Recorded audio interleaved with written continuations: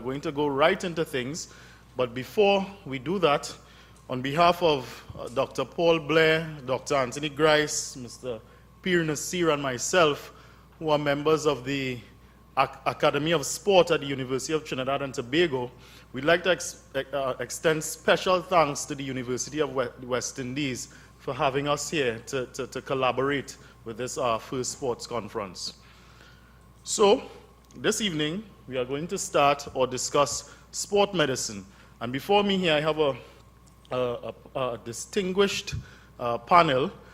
Firstly, to my left, we have Dr. Carla Rausio, Dr. Anil Gopi Singh, Mr. Peer Nasir, and Dr. Terence Barber. Please join me in welcoming our panelists this evening. So, to begin, our first presenter, we'll start with Dr. Carla Rausio. Dr. Carla Rausio is a state-registered and United States licensed physiotherapist and a certified strength and conditioning specialist. She is a long-lasting member of the American Physiotherapy Association and the National Strength and Conditioning Association in the United States. She gained an undergraduate degree in sports science at Mount Holyoke College in Massachusetts. She completed a master's in physical therapy at Springfield College and also completed her doctoral degree in physical therapy at Temple University in Philadelphia. Carla Rausio is one of the few doctors of physical therapy in Trinidad and Tobago. Upon returning to Trinidad, she provided contracted outpatient services to STAR, after which she became a director at Total Rehabilitation Center Limited. As a strength and conditioning specialist, she has worked with the Trinidad and Tobago Golf Association, Caribs Rugby Football Club, Marlins Swim Club, and Water Polo Club. Her keen interest in education and research has taken her to the University of the West Indies, right here, where she teaches measurement and evaluation of human performance in the certificate program in the Arts and Science of Coaching. Her role as columnist in the sports section of the Trinidad Guardian also provides her with an avenue for education about health, fitness, and rehabilitation. Marrying philosophies of strength and conditioning and rehabilitation, she is dedicated to promoting the field of physical therapy in Trinidad and Tobago through continuing education and sound evidence-based practice. Owing to the fact that shoulder pain is one of the greatest issues in modern competitive swimming, several risk factors have been identified. Dr. Carla Rausio has investigated the presence of shoulder pain and functional limitation in swimmers from Trinidad and Tobago. Therefore, Dr. Rausio will now present on current shoulder pain and associated risk factors in young swimmers from Trinidad and Tobago. Dr. Rausio.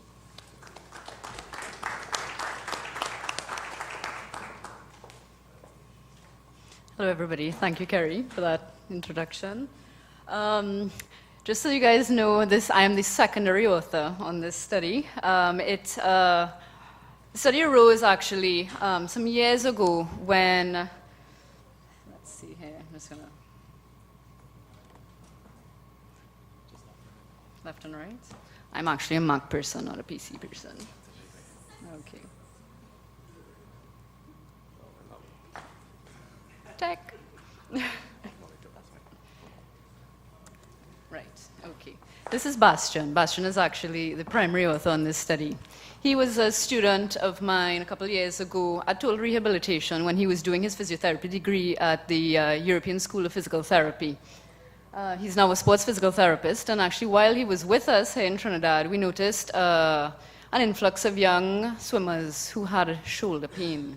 So for his master's thesis in medical science, we decided to explore this a little bit further, and that is actually how this study came about. All right.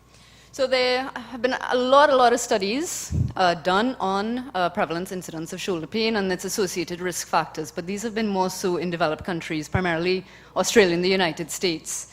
So this is just a brief background on what these studies have shown. That shoulder pain accounts for over 25% of all injuries in swimmers across the planet. So that's pretty large. Swimming, as we know, has 4 stroke techniques and all consist of repetitive overhead movements, and this has been proposed as the primary risk factor for such injuries. And of course, there have been many other proposed risk factors, which we will look at shortly. So over the past 2 decades, there has been an interesting trend. In 1993, 25% of swimmers complained of shoulder pain, versus in 2010, 50% actually reported shoulder pain. Now, we have 2 theories on why this trend is like that. It can be either associated with an increase in intensity due to increasing levels of competition over the last few years, or, and probably more likely, better reporting by medical and coaching staff. A study by Walker et al. In 2012 actually found that on average, every second swimmer experiences some form of shoulder pain in a year. So the studies, these are developed country studies, have proposed these risk factors. The years of swimming competitively, where, of course, the more years you've been swimming, the greater your risk. The level of competition, being the higher the level you compete at, the greater your risk. Sessions per week, kilometers swum per week, with higher frequencies, increasing your risk. Age, so the older the athlete, the greater the risk. And the female gender is also a risk factor, simply because of the hormones. Stroke technique. This is a little bit more controversial. Some studies have shown that freestyle is a risk factor. If you swim a lot of freestyle, you're at greater risk than if you swim other strokes. But again, a little bit controversial, that the studies have debunked this. So the purpose of this particular study here in Trinidad was to establish current levels of shoulder pain in our swimmers. And a secondary purpose was to investigate whether previously identified risk factors that we just spoke about are also associated with our local swimmers. Now, this was a pilot study, so as we'll see, some interesting limitations and questions came out of it. So our participants, we recruited at 2 major swim events.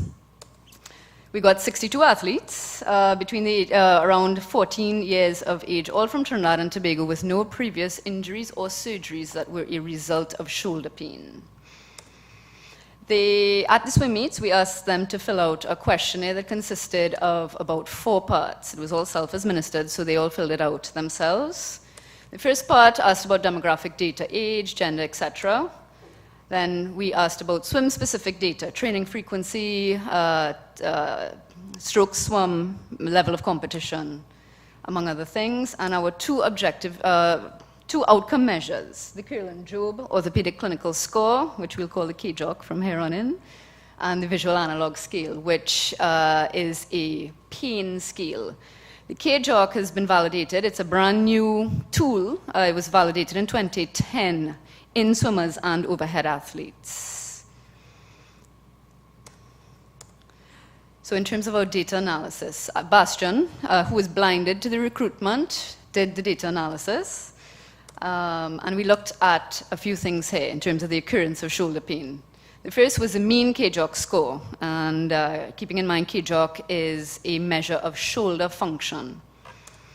We looked at the number of athletes with a KJOC score less than 90 points. And the reason we did this is because 90, when the scale was validated, 90 was proposed as the cutoff for a normal functioning shoulder. So anything less than 90 out of 100 would be some limitation in shoulder function. We looked at mean visual analog scores, as well as the number of swimmers with shoulder pain over the past 12 months.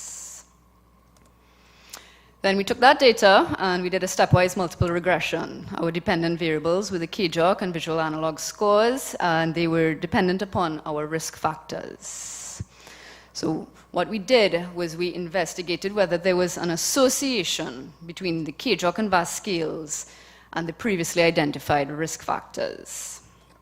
We did not look at cause and effect. So we did not look at whether these risk factors actually caused injury. We just looked to see whether there was an association. And here's what we found. All right. So out of 100 points on the KJOC, our average score for our swimmers was 81. So keeping in mind that 90 is the cutoff for a normally functioning shoulder. 35 out of 62, or 56% of the athletes had a score less than 90 points. In terms of the visual analog scores, our average score was 2. 0 is no pain at all, 10 is the worst possible pain you can think of, and our athletes scored about a 2.7 on that. 70% of them, however, reported to have had shoulder pain during the last 12 months. And this is just something to keep in mind, versus 50% established by Walker et al. In the 2010 study. And 10% of our athletes stopped training or stopped competition because of their shoulder pain.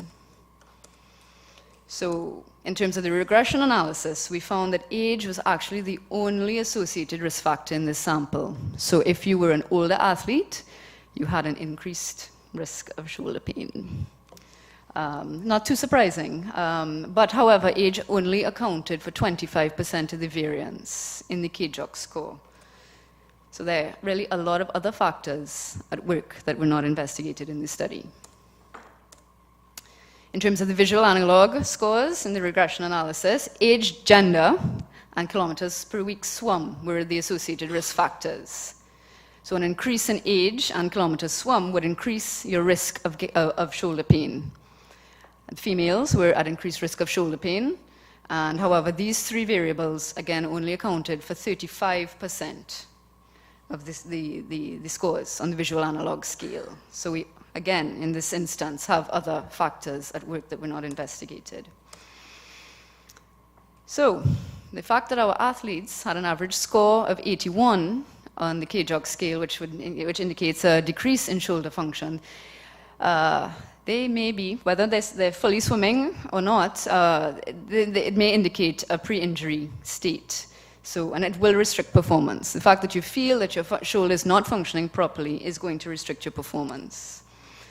And while our average visual analog scale, the scores were low, 2.7, the fact that someone is still experiencing a little bit of pain in their shoulder is going to decrease your performance, especially when it can mean the difference between third and fourth place, or a couple of hundredths of a second. So coaches need to be aware of these risk factors in terms of age, kilometers swum per week, and for women, because this is the population among swimmers that we found were at increased risk of getting shoulder pain.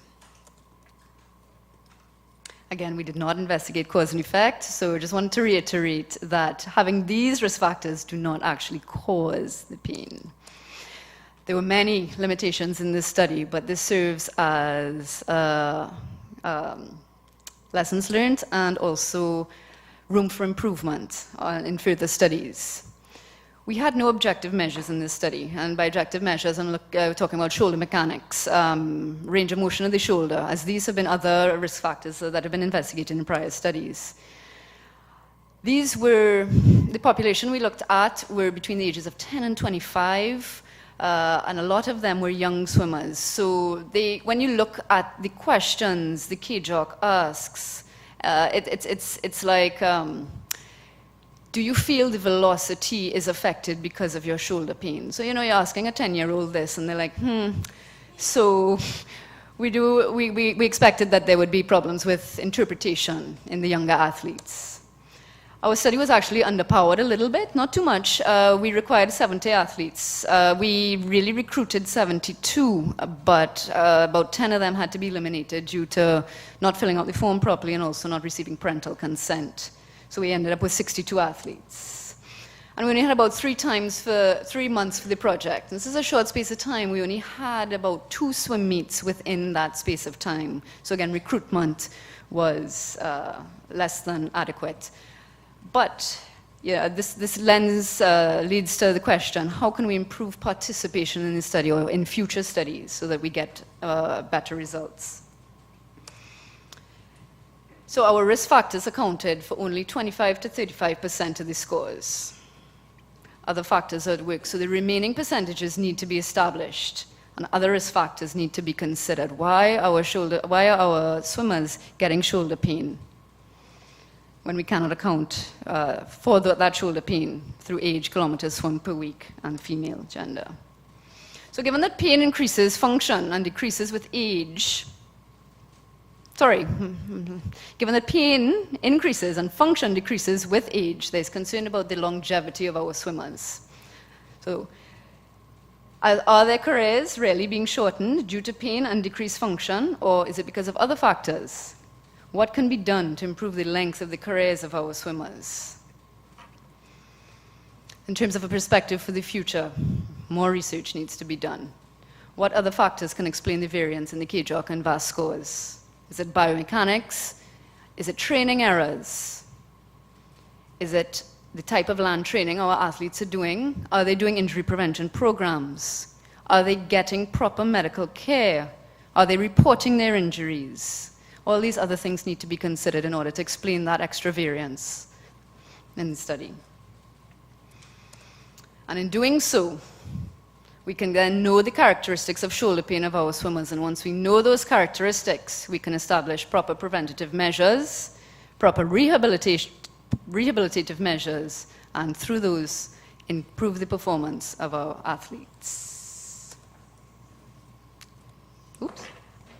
Thank you. Any questions? Yeah. That's it? Carrie?